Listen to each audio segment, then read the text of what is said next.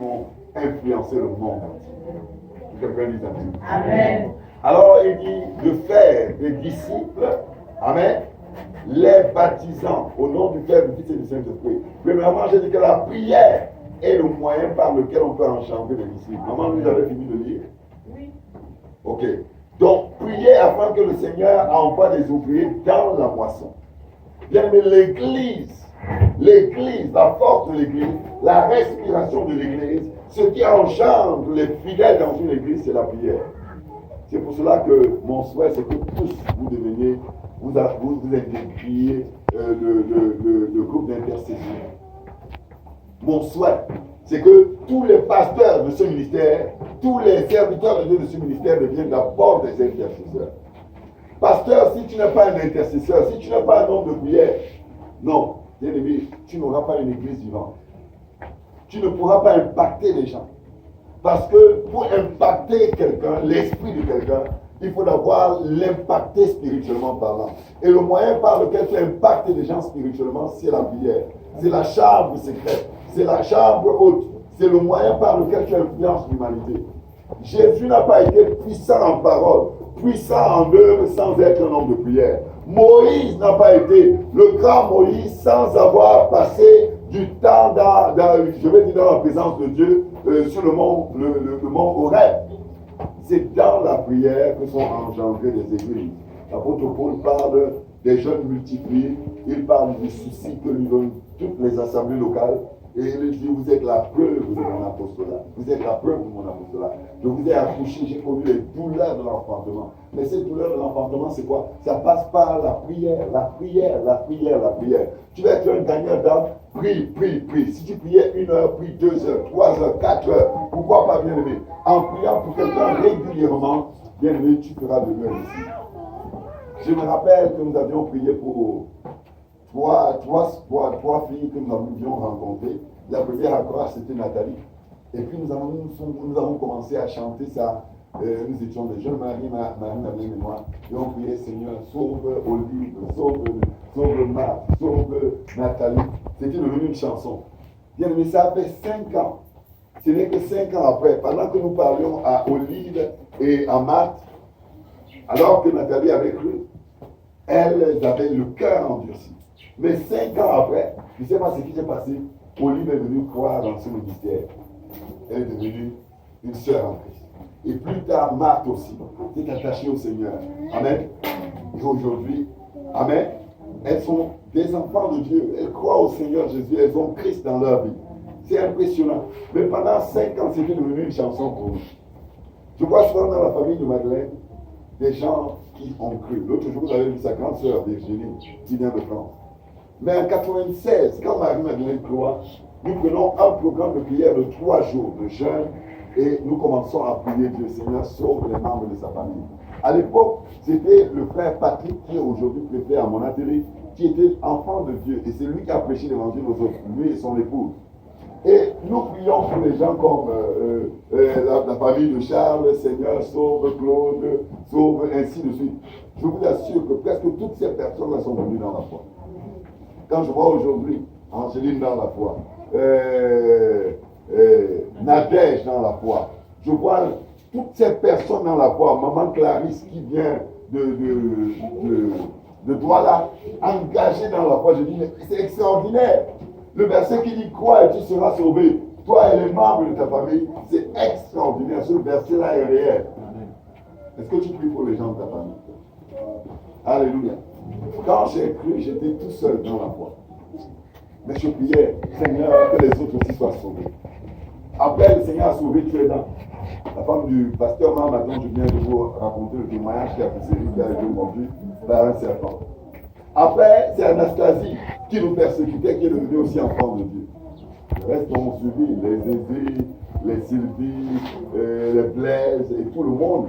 Aujourd'hui, ils sont impactés par l'évangile que nous avons prêché.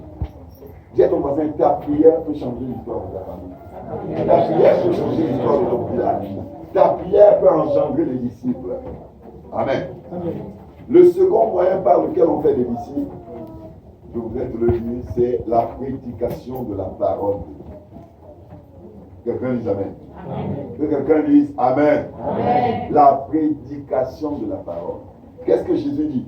Faites de toutes les nations des disciples, baptisez-les tout d'abord au nom du Père, du Fils et du Saint-Esprit. S'il y a quelqu'un qui n'est pas encore baptisé conformément aux Écritures, il doit chercher à être baptisé. Amen. On ne baptise pas quelqu'un en lui versant l'eau sur la tête, ce n'est pas le baptême. Il y a des gens qui ont reçu l'aspersion et ils croient qu'ils ont été baptisés. On le fait dans les églises comme l'église catholique, l'église évangélique, on baptise des enfants. Non, le baptême n'est pas pour les enfants. On ne baptise qu'une personne que quand elle est consciente, parce que la Bible dit, le baptême, c'est l'engagement d'une bonne conscience envers Dieu.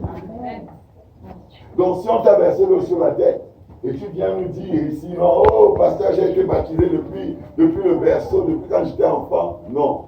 Aujourd'hui, il y a plein de baptisés dans les boîtes de nuit. Il y a plein de baptisés dans les sectes pernicieux, les francs-maçons, les rosicruciens. Posez-leur la question, s'ils sont baptisés, ils vont dire, je suis baptisé, confirmé dans le satanisme. Vous voyez? Parce que les gens ont profané les choses de Dieu. Ils ont pris ça à la légère. Jésus disait, laissez venir à moi les petits-enfants, et il leur imposait les mains, il les bénissait. C'est comme ça qu'on doit le faire. Ce matin, nous allons bénir le bébé de notre fille Itienne. Amen. Laissez-les venir à moi. Et il priait, il bénissait les enfants. Amen. Mais quant à ce qui concerne le baptême, c'est quand la personne était déjà grande qu'on allait le baptiser. Et le mot baptême signifie immerger, enterrer et ressusciter. C'est pour cela qu'on baptise généralement dans une rivière où il y a de l'eau. Amen. Le but c'est quoi? C'est d'immerger la personne. Mais et de la sortir après. C'est ça le baptême. C'est une image, mais elle est forte. Jésus dit, celui qui croira et qui sera baptisé sera sauvé. Donc ça veut dire que si tu crois et tu n'es pas baptisé, tu n'es pas sauvé. Amen. Il y a eu des exceptions. Par exemple, le brigand cloué sur la croix, Jésus ne pouvait pas descendre de la croix et aller le baptiser avant qu'il ne soit sauvé. Non, si tu es au chevet de ton lit, tu n'as pas besoin qu'on vienne te faire le sacrement du baptême comme certains prêtres vont le faire. Non, on prie pour toi, on te conduit à Jésus. Si tu meurs sans être baptisé, tu es au ciel. Amen. Amen. Amen. Et donc, Jésus dit, enseignez-leur à observer ce que je vous ai prescrit. L'enseignement de la parole. Dis à ton voisin, tu dois devenir un expert dans l'enseignement de la parole. Dis-le à ton voisin, deviens un expert de l'enseignement de la parole. Comment vas-tu enseigner ce que toi-même tu n'as pas reçu? Disons en Romains 10, à partir du verset 17. Non, c'est à partir du verset, comment entendront-ils s'il n'y a personne qui prêche? Tellement à partir du verset même 14 comme ça. Avant même. Verset 10. Oui, à partir du verset 10. Verset 14. Romains 10, verset 14. Oui. Comment donc invoqueront-ils? Comment donc invoqueront-ils? Comment vont-ils se mettre à prier quelqu'un qu'ils ne connaissent pas? Oui. Celui en qui ils n'ont pas cru. Donc s'ils n'ont pas cru à Jésus, comment vont-ils invoquer? Je ne demande pas à un musulman de prier Jésus et d'avoir du succès, à un bouddhiste ou à un traditionnaliste, à un animiste de prier et d'avoir du succès dans ses prières. Non, il n'a pas cru. Pour que quelqu'un, sa prière soit efficace, pour qu'il prie Dieu, il faut qu'il ait cru. Et comment vont-ils croire s'il n'y a personne qui leur prêche l'évangile? Lecture.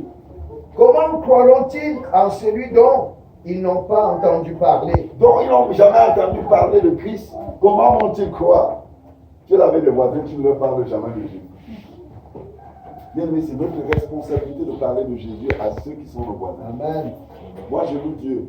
Parce que depuis un certain temps, il y a mon voisin qui construit l'immeuble ici. Son épouse et ses enfants qui viennent ici à l'église. Depuis la nuit de la traversée. Mais ils ne sont pas venus comme ça au hasard. Maman m'a dit qu'elle allait les inviter.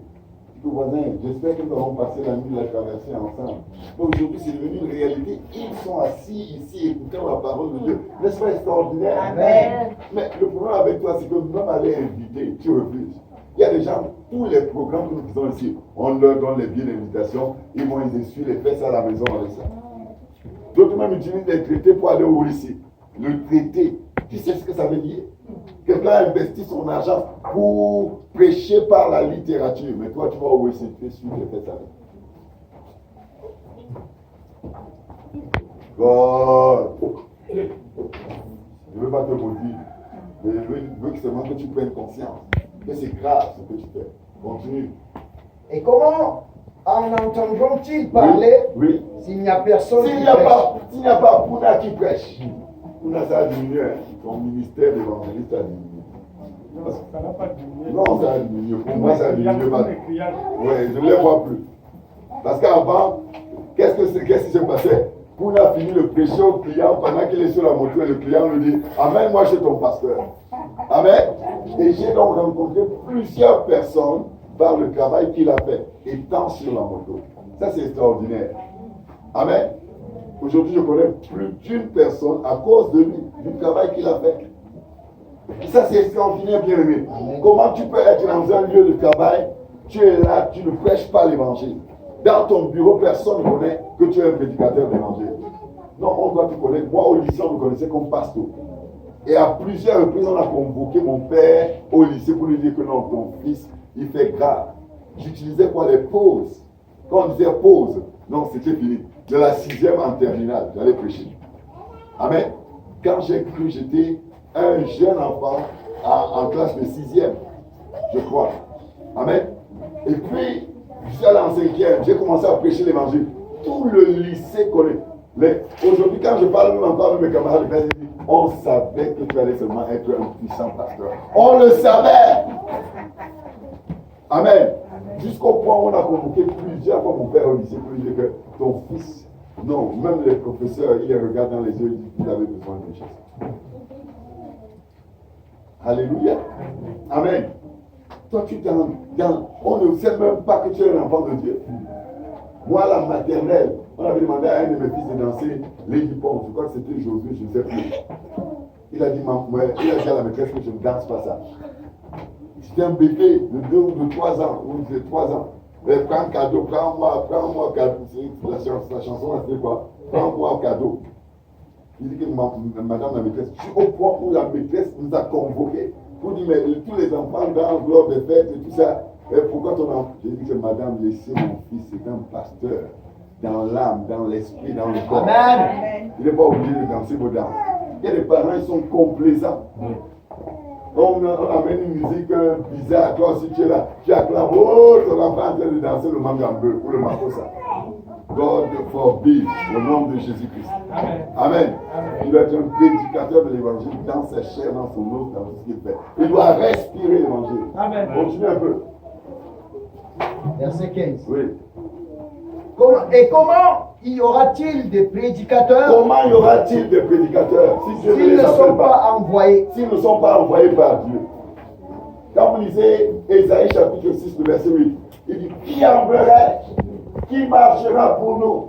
Ça, c'est Dieu qui parle. Dieu le Père, Dieu le Fils et le Saint-Esprit. Et Ésaïe répond, il dit, me voici Seigneur, envoie-moi. Que quelqu'un lève la main pour dire, me voici Seigneur. Me voici Seigneur, envoie-moi. Envoie-moi dans ma famille. Dis-le. Envoie-moi à Yaoundé. Envoie-moi à l'ONU. Hein? Envoie-moi, je ne sais pas, à New York. Envoie-moi en Chine. Envoie-moi en Malaisie. Prêcher l'évangile. Me voici, envoie-moi. Comment entendons-nous s'il y a personne qui a envoyé? Continue. C'est donc qu'il est écrit qu'ils sont beaux, oui, les pieds de ceux qui annoncent la paix. Écoutez ça, bien aimé. Ça veut dire que quand Dieu regarde tes pieds du ciel, il peut voir si tes pieds sont beaux ou laids. Je vous assure, il y a des pasteurs qui ont des pieds laids. C'est-à-dire quand Dieu les voit comme ça, il voit des mabongos sur la terre. Il dit que je regarde les bizarres pieds comme ça. Amen. Amen. Amen. Il faut comprendre que quand tu vas prêcher l'évangile, Dieu bénit même ton physique. La Bible dit, oh, qu'ils sont beaux les pieds de ceux qui annoncent la paix et des bonnes nouvelles. La bonne nouvelle, c'est quoi? L'évangile. Amen. Bien, mais quand tu prêches l'évangile, écoute-moi bien, écoute-moi attentivement. Quand tu prêches l'évangile, tu te rends ministère à toi-même. Amen. Avant de rendre ministère aux autres. Parce que l'apôtre Paul va dire l'évangile est une puissance. L'évangile est une puissance On parle dans vos gorges. L'évangile est une puissance pour le salut. pour le salut de quiconque croit. Du juif premièrement et ensuite du grec. Alléluia. L'évangile, quand tu pèches l'évangile, tu te rends ministère à toi-même. Parce que tu ne peux pas déclencher une puissance sans toi-même vivre la puissance. Si tu as des maladies en toi, pendant